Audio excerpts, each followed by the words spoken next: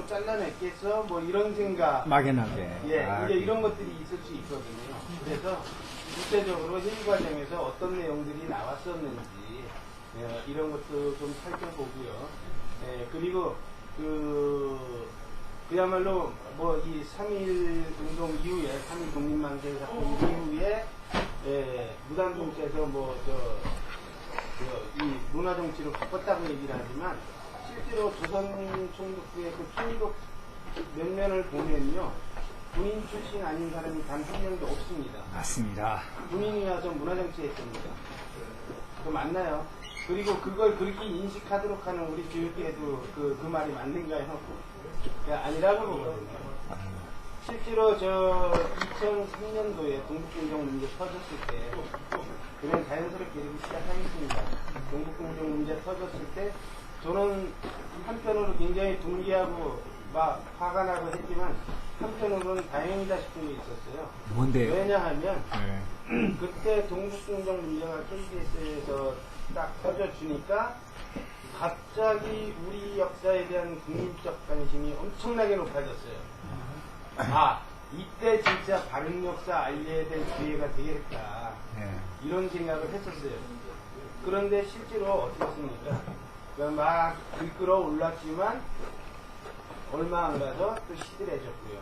그 다음에 총체적인 대응 방법 또한 국민들이 이렇게 힘을 합쳐서 총체적으로 정부가 잘 나갈 수 있도록 이렇게 해줬어야 되는데 너무 중구난방으로 여기저기 또 그 당시에 아마 그 고구려 관련 동북공정 관련 단체도 수십 개 새로 생겼습니다. 근데 지금 찾아보기 힘듭니다. 그래서 한편으로 다행으로 생각했었던 그것이 역시나였구나라는 이런 생각을 하게 됐어요. 그래 실제로 역사라는 것, 자국의 역사, 어느 나라고 전 세계 어느 나라고 자국의 역사를 때로는 조금 부풀리고 과장해서라도 자부심과 자긍심을 갖게 하고 그것이 국가 발전의 원동력이 되고 국가 미래의 어떤 힘이 되는 것인데 전 세계에서 아마 우리나라처럼 자국의 역사를 축소하고 또 좋은 그 어떤 역사적인 유물이나 이런 것이 고고학적으로 발굴이 돼도 역사에 편입시키지 않는 이런 나라는 보기 드물 거예요. 그리고 고대의 우리 정신이 어땠는지 사상이 어땠는지 철학이 어땠는지 이런 것에 대해서 관심이 없는 나라 또한 전 세계에서 드문 그런 경우가 아닌가 이런 생각이 듭니다. 실제로 그 이에치카라는 사람이 그랬죠. 그 역사는 과거와 끊임없는 대화다 이런 얘기를 했습니다. 실제 그 역사 속에 우리 DNA 속에는 과거에 우리 선조들이 가졌던 영광스러운 또 훌륭한 이런 것들이 있는데 그런 것들 지금 우리가 못 느끼고 있는 거죠. 내 DNA 속에 분명히 들어가 있는 그 영광스러운 이런 것들이 사실은 다 잊어버리고 있는 이런 상태가 되는 겁니다. 실제로 우리가 늘 살아 활동하고 숨쉬고 또 느끼고 이런 것들이 쌓인 것이 사실 역사인데 우리 선조들의 그런 것들에 대해서 우리 별로 관심이 없고 기껏 배운 것이 그야말로 왜곡되고 일그러진 역사 속에서 아주 잘못되어 있는 우리의 역사만 기억을 하고 있다라는 겁니다. 그래서 실제로 역사가 왜 중요한가? 그래서 우리 과거의 어떤 그 번영, 영광, 그리고 시련, 애환 이런 거 한꺼번에 다 들어가 있잖아요. 그런 속에 우리의 문화가 들어가 있다는 얘기고요. 그 문화라는 것이 살아있어야 된다는 건데 특히나 근세 100년 동안의 우리 역사 왜곡, 그리고 그 속에서 서세동전 시기 좀 물밀듯이 밀려들어온 서구의 물질 문명, 여기에 함몰돼서 우리의 문화는 사라졌고 우리의 정신도 사라졌다는 거예요. 어느 나라고 정신이라는 것은 그 나라 사람들의 근간을 이루는 중심문화라는 것이 있고 그 주변에는 주변문화라는 게 있는데 그 주변문화라는 게 뭐예요? 우리 늘 일상생활에서 생활하고 접하고 이런 것들이 그 주변문화 중에 하나일 겁니다. 그러나 우리가 선조들에게 예를 올리고 하늘을 받들고 이러한 사상들은 우리의 중심문화일 겁니다. 그런데 대부분 그 중심문화와 주변문화가 있기 때문에 어느 나라고 외세 문물이 들어왔을 때 그 주변문화와 접합해서 이것이 섞이고 이래서 새로운 문화가 만들어지지만 그 중심 문화는 굳건히 서 있어서 그 나라의 그 국민들의 정체성은 살아있게 마련입니다. 그런데 우리는 근세 100년 사이에 그 중심 문화라는 것이 손들이채 사라져버린 상태가 되어버렸죠. 예, 그러다 보니까 외세 문물이 들어보면 중심 문명이 없는 우리 문화 전체가 그때마다 흔들리고 왔다 갔다 하는 거예요. 마치 물에 떠있는 풀조각처럼 뿌리가 땅에 딱 박혀있지 못한 그런 상태로 늘 흔들리고 있다는 거죠. 그래서 작은 변화에도 크게 흔들리고 작은 것에도 왔다 갔다 하게 되는, 더군다나 정신 문명에 기반을 둔 것이 아니고 물질 문명에 기반을 두다 보니까 마치 물질이 우리 인간을 지배하는 것처럼 이렇게 착각하게 되는 이러한 삶을 살게 되는 것이죠. 실제로 일제가 조선을 강점하고 조선을 먹을 때는 쉽게 생각했었죠. 종로에서 일본은 그 전투를 하면은 앞에 대장이 죽어버리면 전투 끝납니다. 예. 그리고 다 복속을 해요. 근데 조선이라는 나라는 어땠습니까? 그들이 온갖 술수를 써서 오랫동안 공을 들이고 주변 강대국들, 제국주의자들의 그 후원을 얻어서 조선을 강점했지만 정작 나라의 그 어떤 그 은혜를 입었던 이 관리들이나 이런 사람들은 이 일본에 오히려 충성하고 아부했지만 그들에게 수탈당하고 늘 그 당해왔던 민초들이 오히려 일어나서 의병이 일어났죠. 을사늑약 이전 이미 10년 전부터 우리는 동학농민을 이어서 계속해서 봉기를 했고 그 대부분이 유생들이 많이 나섰지만 실제로 움직이는 사람들은 대부분 민초였다라는 거죠. 네, 이렇게 하면서 사실 우리의 어떤 역사 정신 이런 것을 지켜나가기 위해서 애를 썼는데 실제로 우리는 지금에 와서는 그런 정신조차 다 무너졌어요. 학교에서 배우는 것은 일본이 만들어낸 천년체의 역사, 몇 년 몇 월 며칠 무슨 일이 있었다, 이걸로만 끝납니다. 그것이 사실은 조선사 편수의 신기였었는데요. 천년체로 하게 되면 고대의 역사 기록에 의한 이런 기록상에서는 몇 년 몇 월 며칠 안 나옵니다. 그렇기 때문에 그런 걸 전부 삭제해버린 거죠. 그 핑계로 삭제를 했었고요. 실제로 제가 이 학교에서 배운 역사 속에서는 내 역사가 없었습니다. 그래서 저는 그렇게 생각해요. 왕조 흥망사, 정권교체사 학교에서 열심히 배우지만 그것은 우리의 역사가 아니다. 어떤 사람이 왕되고 어떤 사람이 정권 잡은 게 나하고 무슨 상관이 있는지.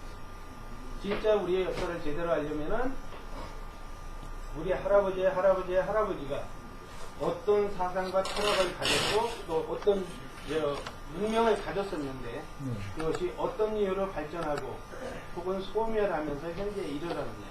그랬을 때 그 안에 내가 존재한다는 거죠. 그런데 실제로 그러다 보니까 우리는 그런 것을 찾기가 어려운 거예요. 정말 우리 할아버지의 사상, 철학, 문화를 바탕으로 해서 어떤 문명이 있었고 그것이 어떤 이유로 발전하고 소멸했는가를 알았을 때 그 안에 과거의 우리 선조들과 현재의 나를 비교 분석하고 조명할 수 있는 것이고요. 그것을 바탕으로 해서 미래의 비전을 제시할 수 있는 것인데 우리 민족 전체에게 그것이 사라져 있다라는 얘기입니다. 오죽하면 요즘 교학사 교과서 어떻습니까?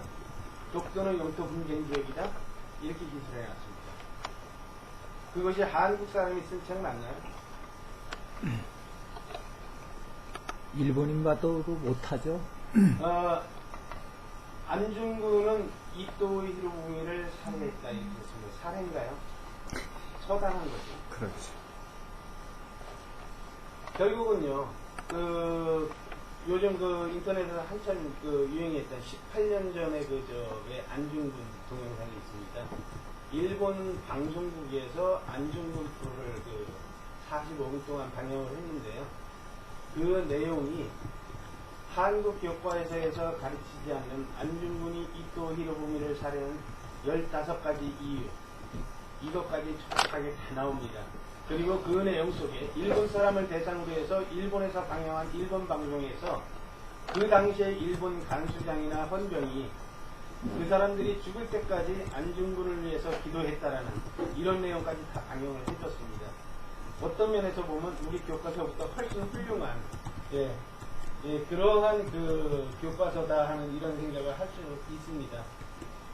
그러니까 실제로 우리 그렇잖아요. 반만년 유관 역사를 자랑한다고 했는데 학교에서는 2000년밖에 밝히지 않고요. 배달민족 하지만 배달이 뭔지 모릅니다. 그 배달하면은 우리 뭐 요즘 통닭 배달이나 뭐 짜장면 배달 이런 것밖에 생각이 안 나는 거죠. 그래서 배달의 민족이라고 얘기를 할 때 듣기에는 그럴듯한데 알고 보니까 그 배달 계통에서 일하는 분들이 맹그런 얘기가 바로 배달의 민족이더라고요. 그런 어처구니 없는 얘기가 있고요. 실제로 단군은 우리 그 건국 시조라고 하면서도 그걸 신화로 만들어 놔 버리니까 이 고음 신화를 그대로 믿고 있습니다. 그런데 대부분 저 사서나 책에 보면은 웅열하고 나와 있지 암수로 나와 있지 않습니다. 짐승을 표현할 때는 암수로 얘기하고요. 대중 여자를 붙였다면 사람이라는 거죠. 그런데 그것을 갖다가 마치 짐승이라고 얘기를 합니다. 곰의 자손이라고 얘기를 해요. 그렇게 된다 그러면 우리 1970년대 초에 베트남에 우리 군을 파병했는데 신문기사 보면요. 맹호 파월, 청룡 파월 이렇게 돼 있습니다. 거기에 호랭이 보내고 용 보냈나요? 해석을 그런 식으로 한다는 거예요. 맹호 파월이면 용감한 호랑이를 보냈다는 얘기예요. 청룡 파월은요. 푸른 용을 보냈다는 얘기잖아요. 그 웅면은 뭐예요? 그렇게 해석을 하면 곰의 자손이 맞겠죠. 왜 그 당시에 있었던 왜 사람이 역사를 볼 때 지금의 머리로다가 판단하고 결정하느냐는 거죠. 과거의 역사를 보려면 그 시대에 그 사람들이 가졌던 사상이 뭐였었고 철학이 뭐였었고 이런 것들에 대해서 좀 유념하면서 봐야 될 필요가 있다는 거죠. 우리 고구려 강역 찾고 고조선 강역 찾고 많이 합니다. 그 당시에 지금처럼 국경선이 명확하게 서 있나요? 내가 직접 통치하는 구역이 있을 거고 그 영향권이 있는 지역이 있을 겁니다. 그런 정도지 국경선이 명확하게 거져 있지는 않았다는 것이 사실 그 당시겠죠. 그런 식으로 판단해야 되는데 우리는 지금 그런 걸 잃어버리고 있어요. 저기 헌법에 홍익정신 들어가 있는 거 아세요? 교육법 2조에도 홍익정신이 들어가 있습니다. 그 재연국회 때부터 있었어요. 지금도 있습니다. 그런데 학교에서 홍익정신이 뭔지 가르쳐주나요? 안 가르쳐줍니다. 홍익정신은 고사고 홍익인간 이화세기가 뭔지도 몰라요. 이것이 우리 역사의 현실이라는 거죠. 오히려 그 홍익정신 얘기하고 이렇게 하면 왜 이렇게 국수주의고 구태의잖아요. 이런 얘기를 듣게 되는데 실제로 문제가 되는 거죠. 그럼 묘한 거는요. 우리 역사서 이렇게 잘 살펴보면 고구려 시대고 신라고 조선이고 고려고 침략 당할 때마다 그들은 와서 우리 서구부터 불태우는 걸 볼 수가 있어요. 과거 그들의 역사를 기억하고 있다 그러면 수천 년 전에 그들은 끊임없이 고조선의 피지배민족이었었겠죠. 그러한 과거를 불식시키고 오늘날 중국의 동북공정처럼 역사를 왜곡하고 반대로 거꾸로 몰고 나가기 위해서는 당연히 그러한 것이 필요했었겠죠. 그래서 실제로 우리 사서가 가장 많이 중국 사서도 가장 많이 왜곡된 시기가 사실은 당대하고 송대였습니다. 당대의 고구려가 멸망함으로써 사실은 실질적인 이쪽 동일 민족의 힘을 잃었었고 그 상태에서 중국은 송나라 시대에도 자기들이 그 이전에도 영원히 자기들이 힘이 좋았었던 것처럼 왜곡하기 위해서 그 당시에 사실은 역사 왜곡을 많이 했습니다. 그럼에도 불구하고 근자 한 20, 30년 전까지만 해도 괜찮았던 책이 뭐냐면 왜곡되지 않고 볼 수 있었던 책이 바로 산해경이라는 책입니다. 그 산해경이라는 책은 원래 지리서였기 때문에 중국에서는 역사서로 생각을 안 하고 이 왜곡을 안 시킨 거죠. 전조를 안 시킨 겁니다. 그런데 이제 최근에 한 1900년 후반대와 보면서부터는 중국 학자들도 그걸 인지를 했어요. 그리고 이미 그때부터 실질적인 그 지금의 동북공정 전 단계를 준비하고 있는 과정이었기 때문에 그때부터 이제 그 산하유행이라는 책도 많이 왜곡이 되기 시작합니다. 다행인 것은 일부 번역이 됐거나 원문 그대로 카피돼서 영인돼서 들어와 있던 책이 아직 몇 권 남아있고 그런 것을 근거로 해서 연구를 계속할 수 있다는 거죠. 말씀드린 대로 일본은 그 근대 조선을 힘으로 누르고 틀림없이 대가리들만 눌러놓으면 온 국민들이 잘 따라와 줄 걸로 생각을 했어요. 근데 해보니까 아까 말씀드린 대로 민중들을 오히려 들고 일어나고 실제로 을사늑약 이전에 이미 10여 년 전부터 일제에 항거하는 그런 의병들이 엄청나게 일어났거든요. 사실 그 아까 말씀드린 대로 제가 오늘 나중에 시민청에서 할 그 교환 준비할 때 한일 의병에 대해서 하려고 그걸 정리를 했는데 도저히 뺄 내용이 없을 정도로 엄청나게 많았어요. 수십 페이지가 되는데 그냥 간단하게 두세 줄씩만 했는데도 뺄 게 없어요. 우리가 아는 분들도 있지만 알지 못하는 분들, 특히 저는 우리 독립운동사, 무장항쟁사에 있어서 그런 내용들이 굉장히 중요하다고 보는데 우리가 학교에서 배우는 독립운동가 숫자가 너무 적어요. 근데 알고 보면 엄청나게 많거든요. 우리가 알지도 못하는 수도 없는 많은 독립운동가들이 있었는데 그리고 무장항쟁가들이 있었는데 그것이 지금 역사 기록, 특히 학교에서 배우는 교과서에는 대부분 빠져있다는 얘기입니다. 사실은 얼마 전까지만 해도 홍범도 장군도 잘 몰랐잖아요, 사람들. 그렇죠. 근데 홍범도 장군이 치러냈던 공호동 전투라는 것이 일본과 부대 단위의 전투를 해서 승리한 최초의 전투입니다. 그리고 그 전투가 이 무장 항쟁가들에게 준 영향은 사실 엄청나게 기대한 것이었거든요. 그렇죠. 또 하나 김경천 장군이라고 있어요. 김경천 장군은 오히려 러시아 적군 백군 싸움에서 일본이 백군 편을 들었기 때문에 적군의 입장에 서가지고 일본군들을 엄청나게 박살을 내버린 백말탄 장군이라고 했거든요. 백말탄 김경천 하면 이 일본에서는 아주 그냥 혀를 내두를 정도. 이쪽 만주 지역에서 홍범도가 그렇게 일본인들을 벌벌 떨게 했다면 연해주 지역에서는 김경천 장군이 바로 그러한 역할을 했었는데 그분들에 대한 얘기가 거의 없죠. 우리 독립운동사에 있어서. 근데 알고 보니까 이 북한의 조선 이 역사서가 있는데 그쪽에서 만든 게 24권이나 됩니다. 근데 24권 중에 한 20권이 거의 김일성에 대한 전시입니다. 근데 그 내용을 보면 바로 금방 말씀드렸던 김경천 장군이나 홍범도 장군의 활약상을 대부분 옮겨놨다라는 거죠. 그래서 실제로 제가 김경천 장군의 경천 아일록이라는 기록을 입수를 해서 연구도 좀 하고 그걸 좀 어떻게 사회적으로 펼쳐보고 보훈처나 이런 데서 좀 영인문이라도 만들게 하고 싶어서 한 7, 8년 전에 엄청 쫓아다녔어요. 안 됩니다. 동북아 역사재단에 지금 크제로르다 홍범도 장군이 묻혀있는 크제로르다에 가면은 극동사범대학이라는 데 있습니다. 그것이 바로 광복 이전에 우리가 무장항쟁 할 때 독립군들이 집결해서 그 지역에 학교를 세우고 공부를 하겠던 데거든요. 그래서 사실은 거기에 독립운동가들이 가지고 있던 자료들이 엄청나게 많이 있어요. 그것을 나중에 전쟁 후에 러시아에서 불태우는 것을 누군가가 보고 쫓아가서 껐어요. 그리고 이제 그러고 나서 보관된 건데 실제로 홍범도 장군의 자필 일기나 김경천 장군의 경천 아일록이라는 기록, 자기 스스로 다 쓴 겁니다. 그러한 기록들을 가지고 제가 지금도 가지고 있는데요. 그걸 가지고 한국에 와서 그걸 영인분이라도 만들려고 국가보훈처나 동북아 역사재단에 아무리 얘기를 해도 먹히질 않습니다. 그리고 실제로 동북아 역사재단에는 제가 그런 얘기까지 했어요. 그쪽에 있는 자료를 영인분이라도 가지고 와서 우리 역사 연구에 특히 근대사 연구에 있어서 도움이 될 수 있도록 이렇게 하자. 그런 사업을 좀 추진해 달라 요청을 했는데 그거 역시 그냥 묵살되고 말았죠.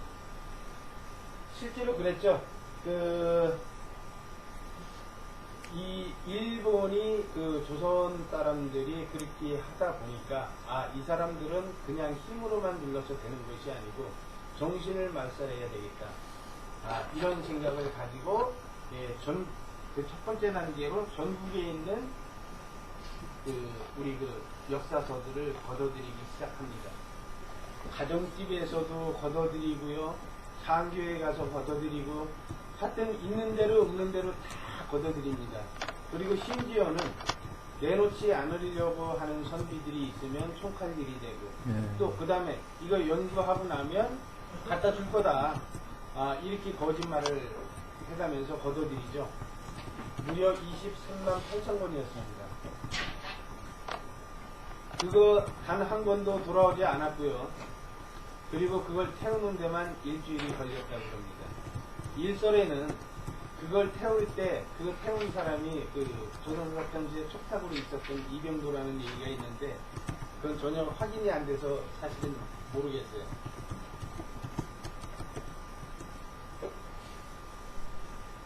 네, 그리고 실제로 그렇게 하고 나서 27년 동안 공을 들여서 35권의 조선사를 씁니다. 일제는요. 그리고 불행하게도 우리는 그때 일본 사람들이 조선인의 얼과 호를 빼고자 만들었던 조선사 편지에 본 조선사를 강복 이후에 아직도 그대로 배우고 있는 겁니다. 그러다 보니까 우리 역사는 축소된 채로 그대로 있는 거고요. 또 그것을 돌리려는 노력도 허사로 돌아가고요. 실제로 단 한 번 기회가 있었죠. 공교롭게도요. 전두환 대통령께서 집권했던 1981년도에 국사청문회라는 게 열립니다. 그래서 국회에서 그것이 국사청문회가 열렸고요. 그리고 나서 그 결과로 83년도에 국사책 일부가 바뀌죠. 흔히 얘기하는 한사군은 지금의 한반도 땅에 없었다. 그거 그때 정해졌습니다. 그 다음에 고조선은 국가였다. 뭐 등등 해서 몇 가지가 바뀝니다. 근데 그 이후에도 여전히 학자분들께서는 뭡니까 무슨 분이죠? 갑자기 생각이 안 나요. 아직도 평양에 한사군이 있었다고 얘기를 하고요. 한반도 내에 한사군이 있었던 걸로 가르칩니다. 이게 뭐예요? 일시적으로 그렇게 해서, 그러니까 정권에 편승해서 그 사람이 자기 정통성이 없다 보니까 편들어져서 이렇게 잠깐 했던 그것은 그냥 한바탕 노름으로 끝났고요. 그 이후로는 우리 제안한 민족사학자들이 요구하는 어떤 것들도 수용된 적이 사실은 없습니다. 실제로 그 당시에 우리 거기였던 신철 선생은 이미 독립운동을 하다 돌아가셨고, 박은식, 정인보 이런 분들 계셨었지만 돌아가시거나 북으로 끌려갔었죠. 6.25를 통해서. 그렇게 하고 나니까 이 땅에 남아있는 분들은 실제로 조선사 편수에서 촉탁노를 하던 이병도, 신석호 이런 분들이 계셨고, 그분들이 바로 국사학계에 거주가 돼서 우리 국사편찬위원장이나 문교부 장관까지 그분들이 다 하셨거든요. 그리고 그 제자였던 이기백 선생님 몇 년 전에 돌아가셨는데 그분이 바로 이병도 선생의 실제자였고, 그 밑에 지금 아직도 서울대에서 활동하시는 노태동 교수님이시죠. 국사청문회 때도 무슨 얘기를 하니까 그때 신용화 교수가 나와서 얘기를 했어요. 저기 앉아있는 저 양반, 노태동 교수, 저 양반 사인 없으면 우리 국사책 단 한 자도 바뀔 수가 없습니다라고 그랬어요. 그럼 그 당시에는 이미 이 양반은 국사편찬위원장이니 이런 거 다 해놓고 조용히 학교에 들어와서 계시던 분이거든요.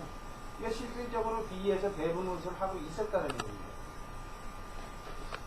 심지어 얘기하다 보니까 생각이 나는데 2003년도 동북공정 문제 터졌을 때 한국에 고구려사를 가지고 박사 학위를 받았던 분 전체 몇 명인지 아십니까? 11명이었습니다. 어떻게 한 나라에 우리나라에서 가장 중요한 역사인 이 고구려 역사를 가지고 학위받은 분이 11분밖에 안 계셨다는 건 말이 안 되는데 그 중에서요 학교에 적을 두고 계신 분은 2분밖에 없으셨습니다. 왜? 고구려사 하면 어떻게 됐어요? 박정희 시대 때 어떻게 됐습니까? 고구려사 연구하는 놈 중앙정보부 안 끌려갔다 온 사람 한 명도 없습니다.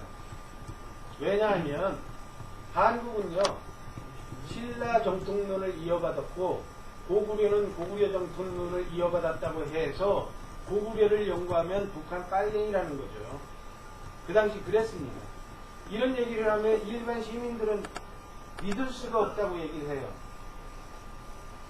근데 그 와중에도 그래도 고구려 연구를 했었던 그 11명의 박사님들은 굉장히 훌륭하신 거죠, 사실. 예, 그런 상태입니다. 제가 2000년대 한 중반 때까지 이렇게 가끔 찾아뵙고 모시던 최태영 박사님이라고 계세요. 그래서 이제 몇 년, 한 5, 6년 전에 105세로 돌아가셨는데, 그 최태영 박사님이 바로 뭐 확대 가능한가요? 이거요? 네. 지금 슬라이드에 꽉 안 찼어요. 밑에 쪽에 보면. 예, 그거 저거 누르면 돼요. 그 F2인가 그걸 누르면 해볼까요? 예, 완벽합니다. 오,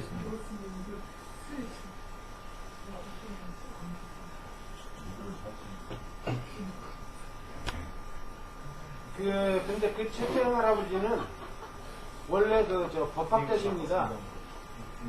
야, 강의장 분위기 좋다. 절대로 술 얘기하면 안 됩니다. 네. 죄송합니다. 예, 강의장 분위기 참 좋습니다. 죄송합니다. 이거. 아닙니다. 손에 끼는 거 아니시죠? 아예 안 되죠. 그분이 원래